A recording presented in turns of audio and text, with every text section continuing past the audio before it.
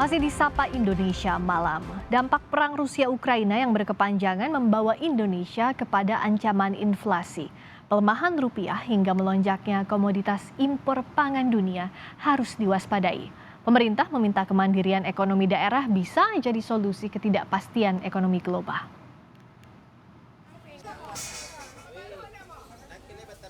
Sejumlah harga bahan pokok naik dalam beberapa hari terakhir. Rupiah yang melemah terhadap mata uang dolar Amerika Serikat berpotensi menaikkan inflasi di dalam negeri. Pemerintah mengingatkan, perekonomian Indonesia masih dihantui ancaman inflasi akibat meningkatnya harga pangan dunia, imbas perang Rusia-Ukraina. Presiden Joko Widodo mengatakan, harga roti dan mie bisa melonjak karena Indonesia salah satu pengimpor gandum dari Ukraina dan Rusia.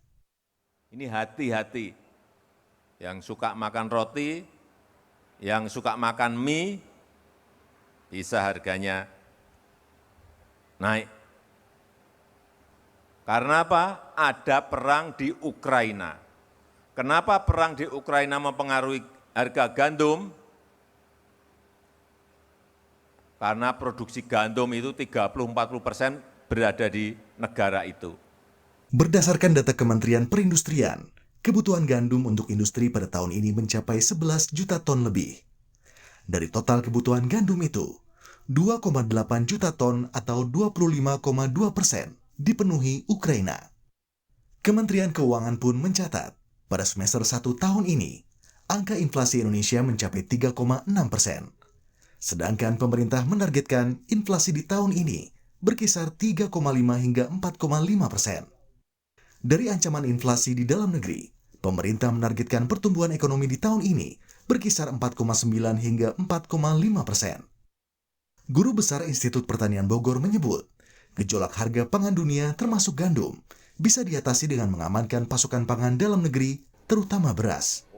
Gandum 100% kita impor, lalu bawang putih 100% kita impor, dan beberapa gula sekitar 70% kita impor. Nah, untuk komoditas-komoditas yang ketergantungan impor kita sedemikian besar, sudah barang tentu fluktuasi harga pangan dunia ini akan langsung berdampak bagi Indonesia.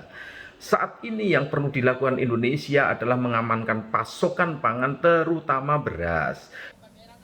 Pemerintah pun mengharapkan kemandirian ekonomi di masing-masing daerah bisa menjadi kunci untuk menghadapi ketidakpastian ekonomi global. Tim Liputan Kompas TV, Jakarta. Lalu bagaimana pemerintah mengantisipasi ancaman bahaya inflasi ini? Kami akan membahasnya bersama tenaga ahli utama Kantor Staf Presiden Edi Priyono serta Direktur Center of Economic and Law Studies Selius Bima Yudhistira. Selamat malam Pak Edi, Mas Bima. Selamat malam. Malam, saya ke Pak Edi dulu. Terkait dengan komoditas impor pangan yang makin mahal, antisipasi pemerintah ini apa saja Pak Edi agar inflasi tidak semakin buruk ke depannya? Ya, itu tergantung pangannya apa ya. Kalau tadi gandum itu kan memang kita impor semua ya.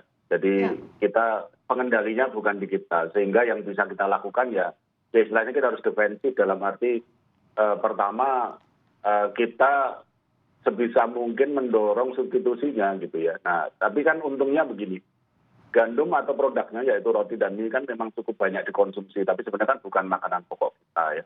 Nah, sekarang ini kan terjadi kenaikan. Harga gandum itu tahun ini aja dari 10 ribuan di awal tahun, itu udah di atas 11 ribu mendekati 12 ribu ya per kilo. Nah, itu kelihatannya mestinya kuncinya di konsumen ya. Jadi kalau konsumen masih menganggap bahwa nanti roti dan minyak kebeli ya mereka beli. Kalau enggak, sebenarnya kalau dari sisi konsumsi nggak terlalu masalah ya. Karena apa? Karena tadi sekali lagi saya sampaikan, roti dan mie sebagai produk gandum itu bukan makanan pokok ya. Tapi kalau misalkan kita tetap mau ke sana ya, maka saya setuju dengan yang tadi disampaikan oleh Pak Andreas ya, bahwa kita sebisa mungkin melakukan substitusinya dengan produk dalam negeri ya sebagai pengganti gandum. Jadi kalaupun masih ada mie, ada roti, sebenarnya kan bisa. Sebenarnya tepungnya tidak harus tepung gandum sebenarnya gitu. Tapi kan mesti dihitung juga ya secara ekonomis dan sebagainya. Tapi intinya sebenarnya untuk produk karbohidrat, sumber karbohidrat kita banyak ya. Sebenarnya nggak harus tergantung kepada Iya. roti dan mie. Ini kan Oke. masalah selera ya. Pak, tapi Pak Edi, meskipun itu kan masalah selera, tapi membatasi konsumsi itu kan sulit. Bahkan Presiden kemarin di Medan sampai mewanti-wanti,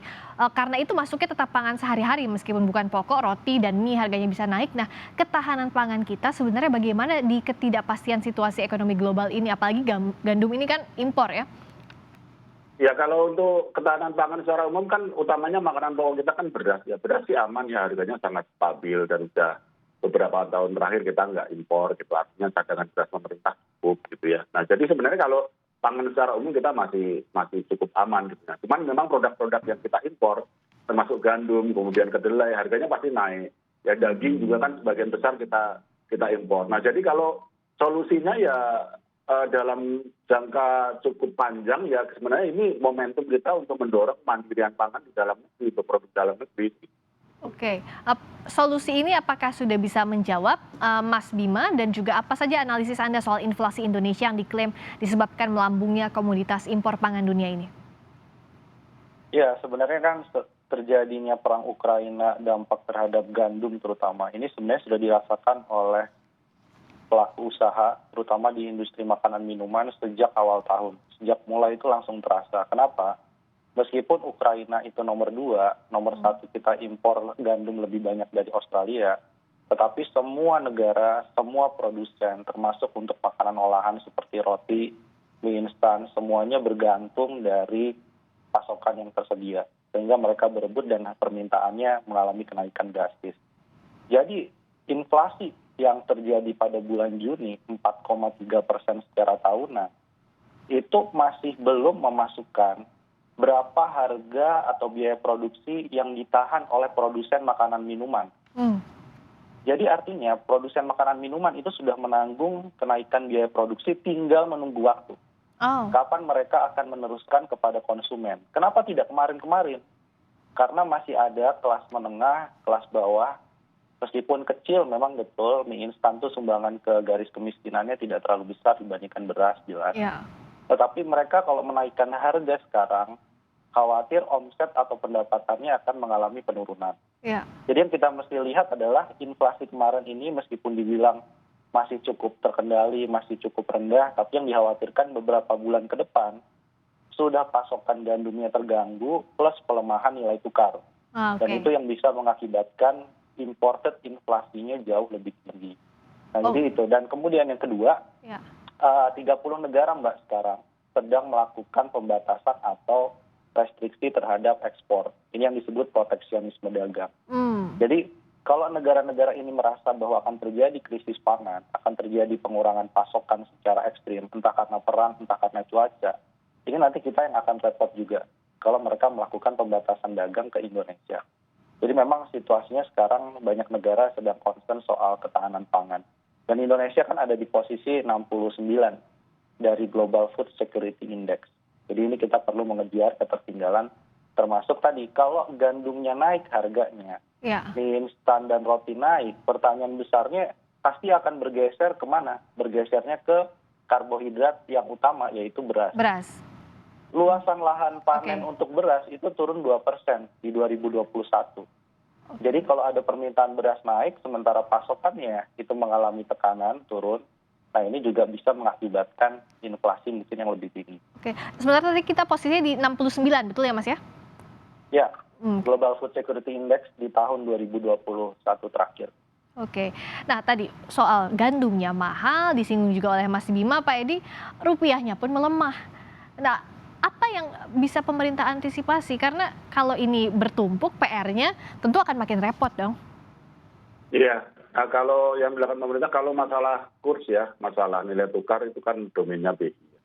Saya kira BI sudah tahulah apa yang mereka lakukan. Nah, cuman yang bisa pemerintah lakukan apa? Kan sekarang kan kita mati-matian menahan harga energi, kan? Meskipun itu harus dibayar dengan nilai anggaran subsidi dan kompensasi yang sangat besar ya, 520 triliun itu bukan angka main-main ya. Nah itu sebenarnya apa upaya pemerintah untuk menjaga harga energi dalam rangka untuk menahan inflasi. Itu kalau tidak dilakukan itu lebih gila lagi itu kenaikan harga energi dan kemudian berimplikasi pada inflasi. Tapi nanti kita akan lihat ya, kita akan analisa ya, kemudian apakah pada suatu titik mungkin perlu dilakukan penyesuaian, tapi mungkin tidak sampai dilepas ke pasar. Contohnya Pertamax lah. Pertamax kan sekarang 12.500 ya. Sebenarnya harga ekonominya kan sudah 20 ribuan, mungkin lebih ya, 20 ribu lebih sedikit mungkin ya. Nah jadi upaya pemerintah kan di fiskal ya, di kebijakan anggaran dan sebagainya. Kalau kebijakan moneter termasuk nilai tukar itu ada di domainnya BI. Upaya tadi sudah bisa menahan lebih baik atau tidak, Mas Bima, kalau dari sisi Anda? Ya, oke lah. Kalau urusan soal moneter, Bank Indonesia kita percaya bentar lagi suku bunga naik ya untuk menjaga fluktuasi nilai tukar. Tapi begini, kalau kita bicara tadi bahwa solusi dari ketergantungan impor harus dikurangi dan bergeserlah kepada kemudian ke pangan-pangan lokal, Lainnya. maka PR-nya juga kemudian juga banyak. Salah satu PR-nya misalnya paling krusial adalah sekarang selain masalah lahan yang dikonversi untuk pabrik, dikonversi untuk properti, dikonversi untuk infrastruktur, PR berikutnya adalah regenerasi petani. Kenapa regenerasi petani ini akhirnya bisa dibilang ya, banyak petani muda yang nggak tertarik untuk melanjutkan lahan pertanian atau menjadi profesi petani. Sekarang 60% lebih petani itu didominasi usia yang bisa dikatakan non-produktif ya, 45 tahun ke atas. Salah satunya apa? Stabilitas dari harga. Jadi ketika harga cabai naik, belum tentu petani juga mengalami kenaikan di semua wilayah sentra produksi. Yang untung banyak adalah spekulan atau pedagang skala besar, tengkulak yang untung. Jadi pemerintah juga perlu memangkas rantai distribusi, kemudian juga teknologi pasca panennya. Dan yang lebih penting lagi adalah bantuan kredit usaha rakyat. Ini sudah bagus, ada perhatian terhadap pertanian, tapi porsinya masih relatif kecil. Kita harapkan fokus KUR lebih ke produktif dan sektor pertanian mendapatkan porsi paling tidak ya nomor 2 atau nomor 3 paling besar di antara penyaluran ke sektor usaha lainnya.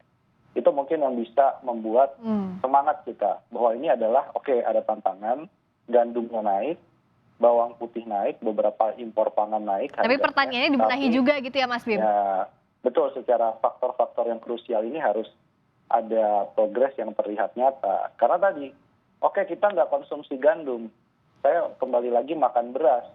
Tapi luasan lahan panen padi menurut BPS kan turun tadi gitu loh. Jadi masalahnya substitusinya sekarang siap atau tidak.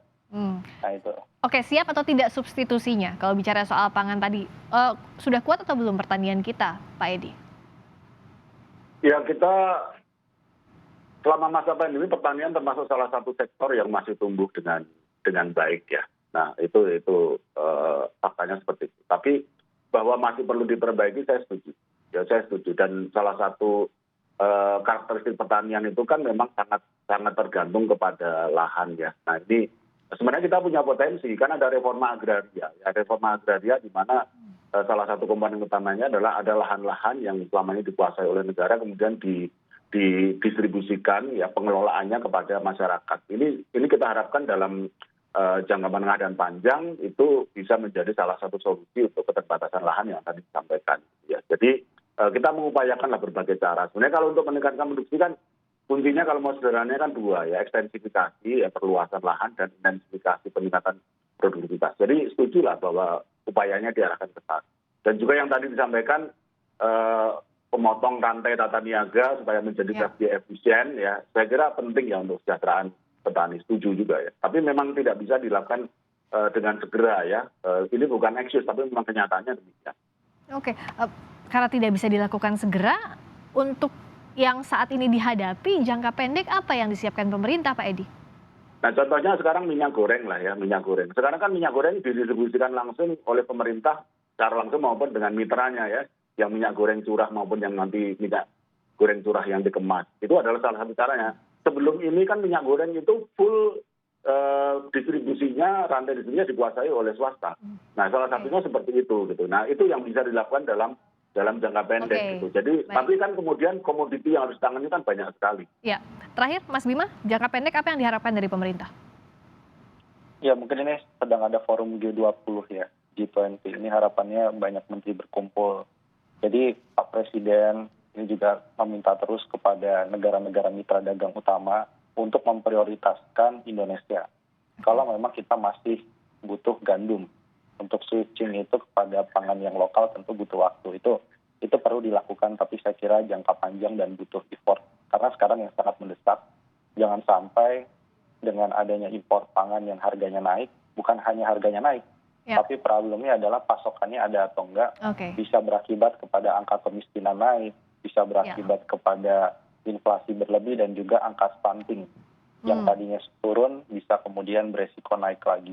Yang kedua adalah ya tentunya selain melobi negara-negara mitra dagang atau asal bahan-bahan impor, juga perlu dilakukan tadi regenerasi petani, dilakukan kemudian pendampingan, dan subsidi pupuk. Ini tolong sekali Pak, subsidi pupuk harus dipastikan tersedia terutama di sentra produksi utama. Sehingga petani tidak mengalami kenaikan input biaya produksi yang terlalu berlebihan. Baik, jadi catatan ini dari hulu ke hilir harus diselesaikan ya dalam waktu dekat, diharapkan masyarakat agar bisa tertangani masalah ini. Terima kasih tenaga ahli utama Kantor Staf Presiden Edi Priyono serta Direktur Center of Economic and Law Studies Selyos Bima Yudhistira telah bergabung di Sapa Indonesia Malam.